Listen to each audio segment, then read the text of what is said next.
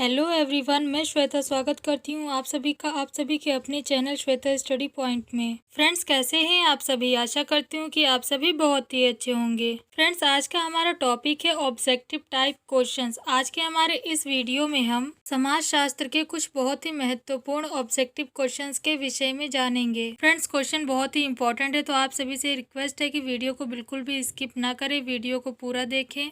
और अगर आपके पास कोई ऐसा टॉपिक है जिससे रिलेटेड आप वीडियो चाहते हैं तो वो मुझे कमेंट बॉक्स के जरिए ज़रूर बताएं। फ्रेंड्स, इससे पहले कि मैं वीडियो में आगे बढ़ूं, मैं आप सभी से रिक्वेस्ट करना चाहूँगी कि अगर आप मेरे चैनल पर नए हैं और आपने अभी तक मेरे चैनल को सब्सक्राइब नहीं किया है, प्लीज़ पहले चैनल को सब्सक्राइब कर दीजिए और साथ ही साथ बेल आइकन को प्रेस कर दीजिएगा, जिससे कि आपको मेरी लेटेस्ट वीडियो की अपडेट मिल सके। चलिए अभी बिना किसी देरी के बढ़ते हैं वीडियो की ओर और जानते हैं उन ऑब्जेक्टिव टाइप क्वेश्चंस के विषय में। फ्रेंड्स, हमारा पहला क्वेश्चन ये है कि समाज का कोई भी वर्ग स्थायी नहीं होता है। दोनों वर्ग परिवर्तन करके ऊपर नीचे आते जाते रहते हैं। यह विचार किसका है? पेरेटो का है, कॉम्टे का है, रूसो का है या फिर हीगल का है? तो इसका सही उत्तर होगा पेरेटो का। कहने का मतलब यह है कि ये जो विचार है कि समाज का कोई भी वर्ग स्थायी नहीं होता है, दोनों वर्ग परिवर्तन करके ऊपर नीचे आते जाते रहते हैं, यह विचार पेरेटो का है। हमारा अगला प्रश्न यह है कि जनसंख्या वृद्धि की दशा में नैसर्गिक प्रतिबंध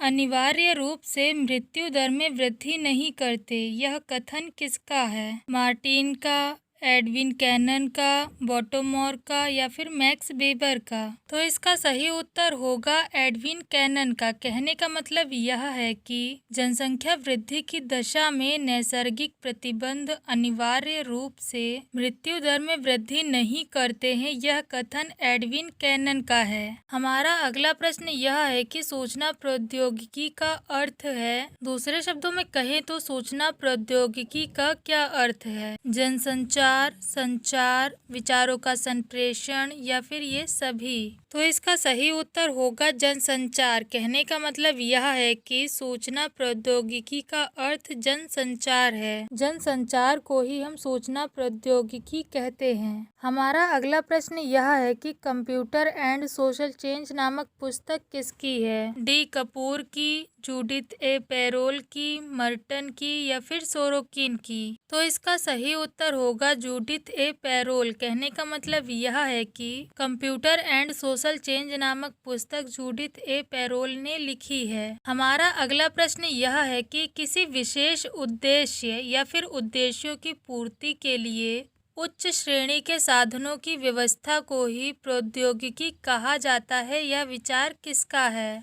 प्रोफेसर सरन का, लेपियर का, मार्क्स का या फिर कूले का? तो इसका उत्तर होगा प्रोफेसर सरन का। कहने का मतलब यह है कि यह विचार प्रोफेसर सरन का ही है कि किसी विशेष उद्देश्य या फिर उद्देश्यों की पूर्ति के लिए अर्थात उन्हें पूरा करने के लिए उच्च श्रेणी के साधनों की व्यवस्था को ही प्रौद्योगिकी कहते हैं। हमारा अगला प्रश्न यह है कि मनुष्य के अधिकांश सामाजिक संबंध और व्यवहार संबंधी नियम तर्क पर आधारित नहीं होते। यह कथन किसका है?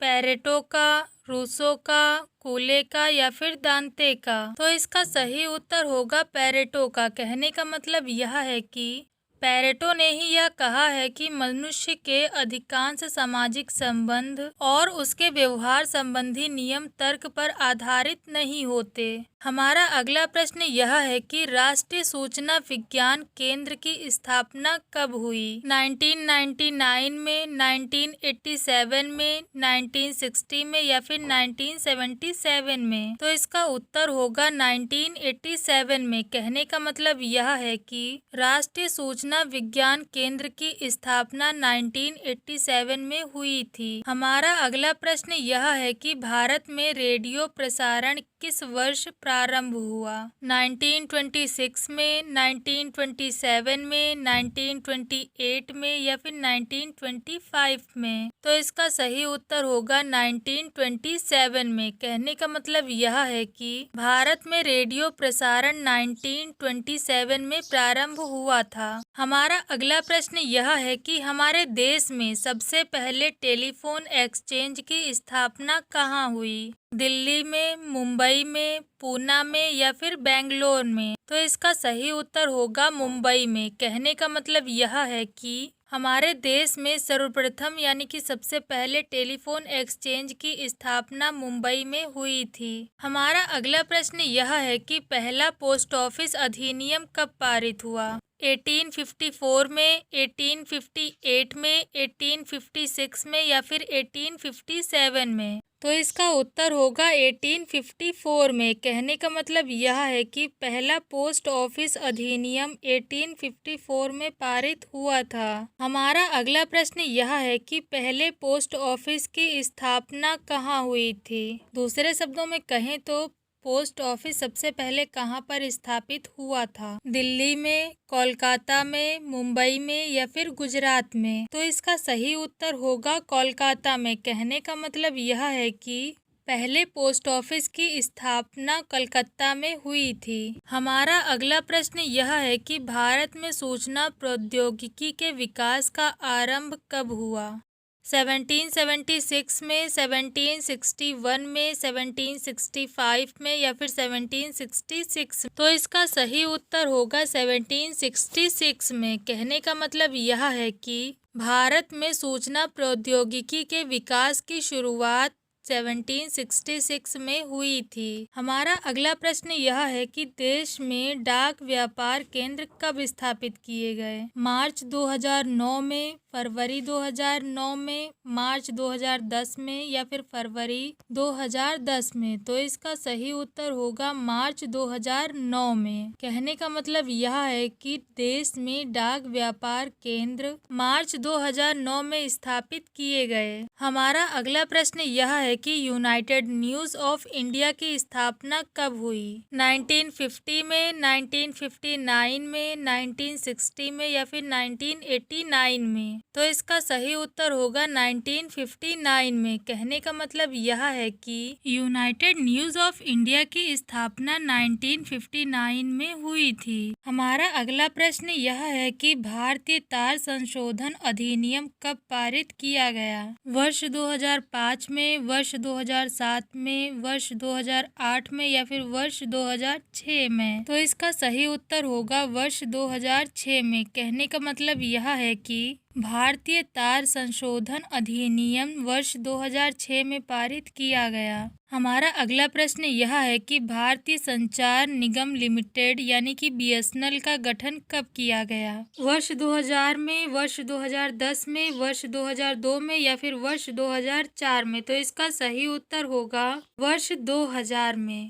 कहने का मतलब यह है कि भारतीय संचार निगम लिमिटेड यानी कि BSNL का गठन वर्ष 2000 में किया गया। फ्रेंड्स, यहाँ पर जो प्रश्न है ये दो तरीके से पूछा जा सकता है। एक तो ये कि इसका गठन कब किया गया और दूसरा ये कि BSNL का फुल फॉर्म क्या है। तो आपको ये प्रश्न दोनों तरीके से याद कर लेना है। हमारा अगला प्रश्न यह है कि प्रसार भारतीय अधिनियम कब पारित हुआ? 1990 में, 1957 में, 1991 में या फिर 1995 में? तो इसका सही उत्तर होगा 1990 में। कहने का मतलब यह है कि प्रसार भारतीय अधिनियम 1990 में पारित हुआ था। हमारा अगला प्रश्न यह है कि कंप्यूटर का उपयोग शिक्षा में प्रारंभ हुआ। दूसरे शब्दों में कहें तो शिक्षा के क्षेत्र में कंप्यूटर का उपयोग किस वर्ष प्रारंभ हुआ था? 1972 में, 1970 में, 1975 में या फिर 1990 में? तो इसका सही उत्तर होगा 1970 में। कहने का मतलब यह है कि शिक्षा के क्षेत्र में कंप्यूटर का उपयोग 1970 में प्रारंभ हुआ था। हमारा अगला प्रश्न यह है कि मेल बॉक्स से ईमेल को कौन सा सरल प्रोटोकॉल फैच के लिए प्रयोग होता है? POP2, POP3, IMAP या फिर कोई नहीं? तो इसका सही उत्तर होगा POP3।